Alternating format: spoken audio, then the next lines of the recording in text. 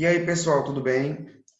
Na aula passada, nós começamos a falar sobre medicamentos e humanidade, né? E aí eu falei um pouquinho sobre o surgimento dos medicamentos, como eles eram tratados antigamente, né? A diferença aí de medicamento para remédio. Aí nós vimos um pouquinho, né, sobre essas coisas, tá?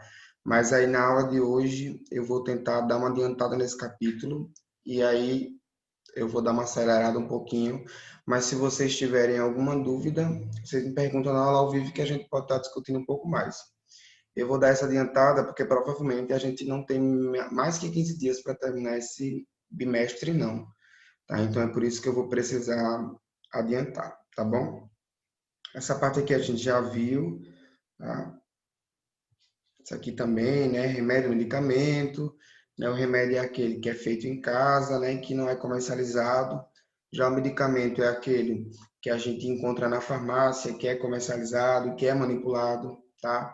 Só para lembrar, né? O princípio ativo é aquela substância presente no medicamento que age de acordo com o tipo da sua função, né? Que pode ser aí um analgésico, né? E aí a gente pode ter o dipirona, paracetamol, ibuprofeno, que vocês conhecem, né? E aí tem diferentes tipos de princípio ativo.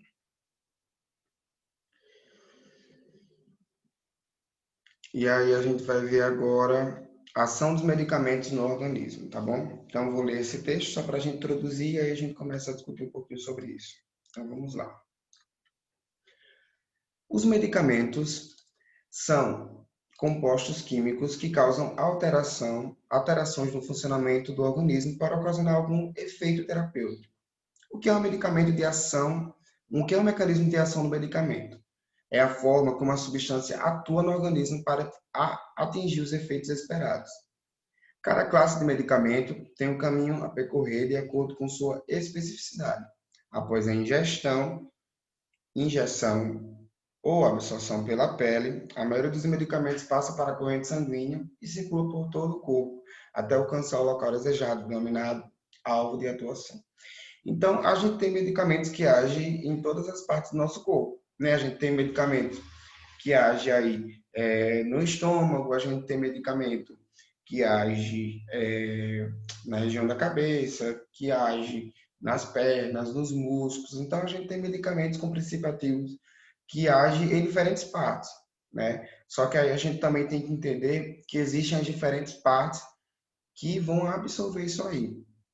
Então, é por isso que eu estava até falando para vocês que os medicamentos eles possuem, né, diferentes formas de proteção, né? Então, alguns vêm com cápsulas, né? Outros são chamados até de drágeas, que possuem aquelas capinhas e aquelas capinhas vão permitir que eles sejam absorvidos no lugar correto, né? Então, como você pode pensar assim, em determinado lugar vai ter uma substância que consegue corroer aquela capinha do comprimido ou da cápsula, por exemplo. E aí aquela capinha só vai se dissolver naquele lugar.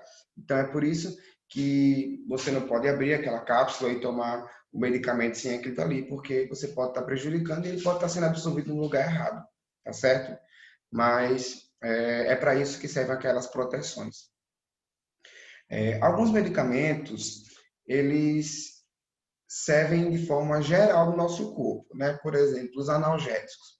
Você toma um analgésico, você está com dor de cabeça, mas ele vai funcionar em toda parte do seu corpo, mesmo que você não esteja sentindo dor, ou que você esteja sentindo dor em outra parte, né, por uma pancada, alguma coisa, ele vai funcionar lá também. Então a gente tem os específicos e a gente tem os medicamentos gerais, que são aqueles que vão estar atuando no corpo todo, tá?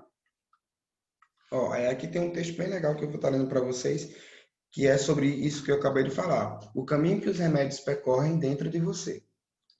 Então vamos lá. Depois que engolimos os remédios, qual é o caminho? Deixa eu dar um zoom aqui para melhorar.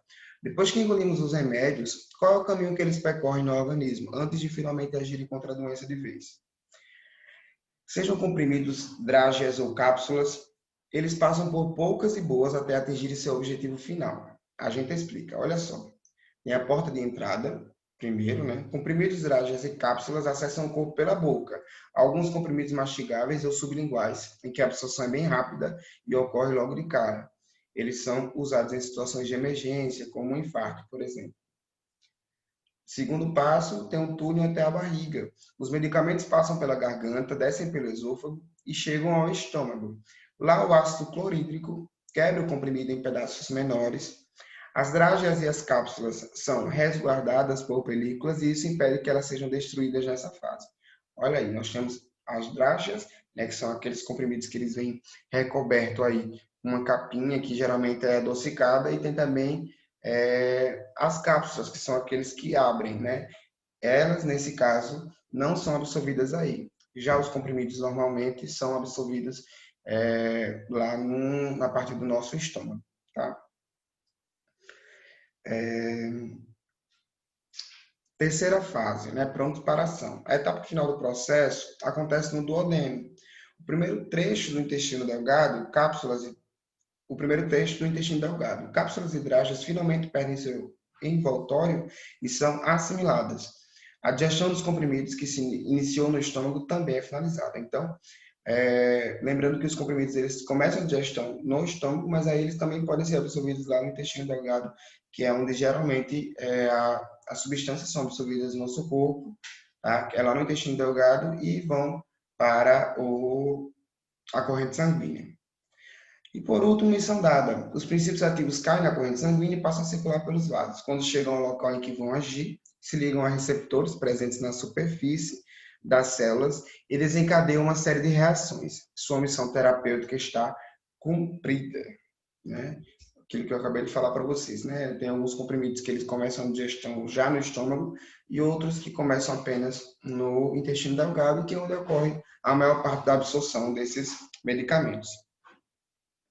E aí a gente entra aqui, mecanismos de ação dos medicamentos.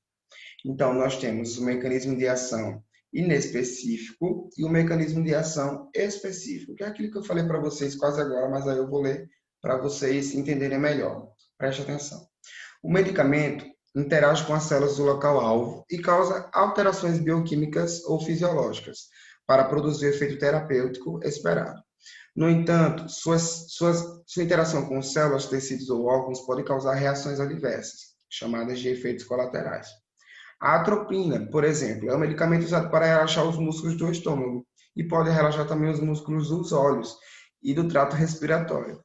Devemos lembrar que os medicamentos são substâncias com atividade biológica no organismo, podendo ter dois tipos distintos de mecanismos de ação, o inespecífico e o específico. Então, é aquilo que eu falei para vocês. Quando a gente toma um analgésico, mesmo que a gente não esteja com dor em outro lugar, mas esse medicamento ele vai estar funcionando sim em outros lugares, né? É porque existem os medicamentos que agem em locais específicos e os inespecíficos, que são aqueles que agem mais de forma geral, tá? Os específicos, eles geralmente têm receptores celulares, ou seja, o medicamento ele é reconhecido na célula que ele vai agir. Então, quando esse medicamento está passando pela corrente sanguínea, que ele chega em determinado tecido, ele pode agir por conta dos receptores que tem nas células, tá bom?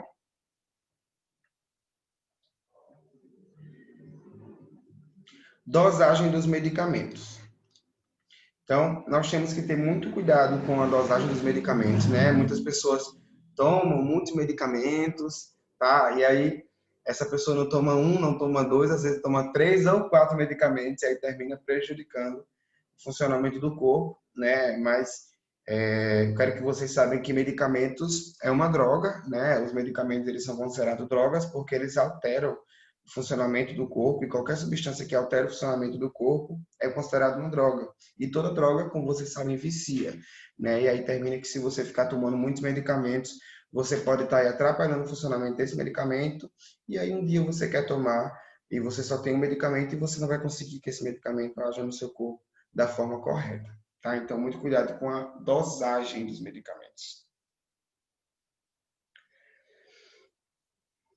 Não sei se vocês já viram, mas em toda a caixinha, né, tem a bula. A bula é uma folhinha que vem dentro da caixa do medicamento, que nela tem todas as instruções, tem a composição e tem algumas informações. Não sei se vocês já pararam para ler aquelas informações, mas são muito importantes, né, porque ali, com aquelas informações, você consegue perceber e consegue saber também se ela tem alguma contraindicação, qual é a dosagem que você precisa tomar, né? Aí você, esqueci, esse meu medicamento é sem receita, Aí eu esqueci quantos comprimidos eu tenho que tomar por dia. Só você olhar na bula. Aí você olha o seu caso, e aí você olha lá na bula, e lá na bula está dizendo quantos comprimidos você tem que tomar por dia, quantas vezes no dia, as horas, né? Às vezes é de 6 horas, de 8 horas, 12 horas, depende muito do medicamento. Tá? E aí os tópicos que estão presentes na bula são composição, indicações, contraindicações, reações adversas, interações medicamentosas, precauções, posologia e superdosagem, que é o que a gente vai ver agora. Tá? Composição. Apresenta o nome científico do princípio ativo, né, que eu falei para vocês que é a substância que vai agir e não o nome do remédio em si. E sua concentração indica a forma farmacêutica, né, se é cápsula, xarope ou comprimido, e informa se contém corante ou outras substâncias. Né? Caso você tenha alergia a alguma substância, você pode também estar dando uma olhada na composição. Indicações. Nas indicações, você vai ver para quem vai servir aquele medicamento. Né?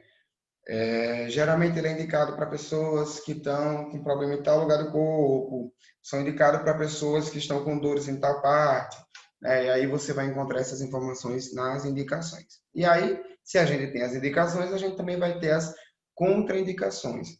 Né? As contraindicações, ela vai estar explicando lá as pessoas que não podem utilizar esse medicamento, tá? E aí, geralmente tem para gestantes, para diabéticos, você sempre vai encontrar nas contraindicações. E aí, se você tem uma desses problemas, é bom você estar sempre dando uma olhada nas contraindicações, porque possa ser que você não possa estar utilizando aquele remédio, que você possa estar piorando outro problema que você tem no corpo, tá? Reações adversas. As reações adversas são situações que acontecem, que podem acontecer ou não, não é obrigatório, no seu corpo se você utiliza aquele medicamento. Tá? Então, alguns medicamentos eles trazem algumas reações adversas e aí você tem que ter muito cuidado. Né? Alguns trazem febre, outros algumas coceira no corpo, dor de cabeça. Então, tem diferentes reações adversas que você pode estar encontrando nos diferentes medicamentos. Então, é bom você dar uma olhada para você não ficar tão preocupado assim. Né? Tem gente que fica desesperado, não sabe o que está acontecendo, mas isso aí estava lá na bula, é uma reação adversa que pode estar acontecendo, né? Uma reação indesejável que você vai estar propício a que isso aconteça se você utiliza aquele medicamento. Interações medicamentosas, tá? Então, nesse tópico você vai encontrar o que acontece se você utilizar esse medicamento com outro tipo de medicamento, tá? E aí isso é muito perigoso, você precisa ter muito cuidado, porque algumas substâncias, quando se juntam com outras substâncias, podem gerar vários problemas no seu corpo e pode levar até óbito, tá? E algumas pessoas, principalmente aquelas que têm alergia, precisam ter muito cuidado. Nós temos também as precauções que vocês precisam ter com aquele remédio, né? Também aí vai estar relacionado principalmente com as contraindicações e também com os cuidados que você tem que ter durante o uso desse medicamento, tá? Lá na posologia você vai estar encontrando a quantidade de medicamentos que você precisa tomar durante o tratamento, né? As horas, tudo isso você encontra na posologia.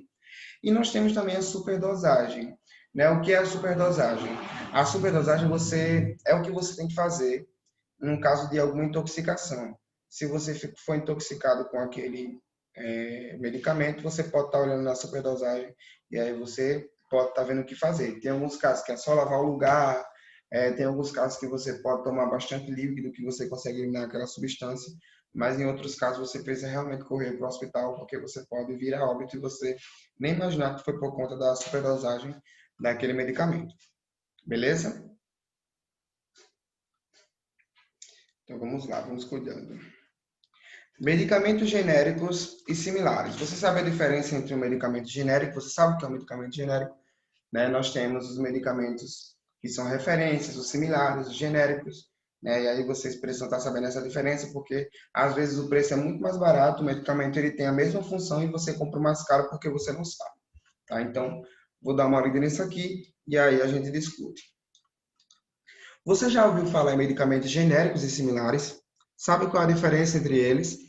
A descoberta de um princípio ativo pode ser por acaso ou por meio de pesquisas científicas. as quais têm alto custo e demandam um longo período de testes do medicamento em cobaias de laboratório. Comprovada a eficiência, realizam-se testes em pessoas voluntárias e, sendo aprovados, inicia-se todo o processo para a comercialização. Nos testes, verificam-se possíveis efeitos colaterais, dosagem, etc.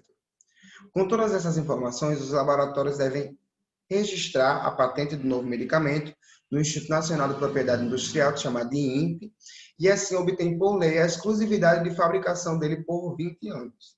O alto custo das pesquisas justifica os preços elevados.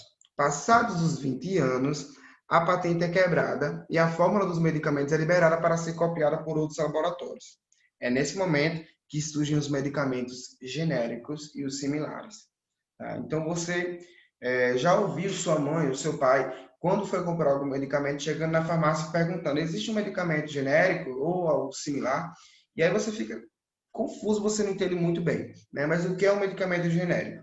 O medicamento genérico é aquele medicamento que tem o mesmo princípio ativo, ou seja, a mesma substância química que tem no medicamento original, né, que é chamado de referência, mas ele não foi produzido pela mesma empresa. Como vocês viram, a empresa que descobre aquele medicamento, que teve o período de testes e tal, ela tem 20 anos como patente para produzir unicamente aquele medicamento e outras empresas não podem fazer isso. Então, passados esses 20 anos, essa patente é quebrada. E aí outras empresas podem estar copiando a receita e estar produzindo esses medicamentos. E aí o medicamento genérico é aquele que foi produzido por outra empresa, mas ele tem o mesmo princípio ativo e ele age da mesma forma. Tá? Ele não poderia ser vendido se ele agisse com a menor forma, não. Ele age da mesma forma e ele vai ter a mesma função no seu corpo do medicamento referência. Já o medicamento similar é aquele que tem a mesma função, porém não tem o mesmo princípio ativo, tá bom?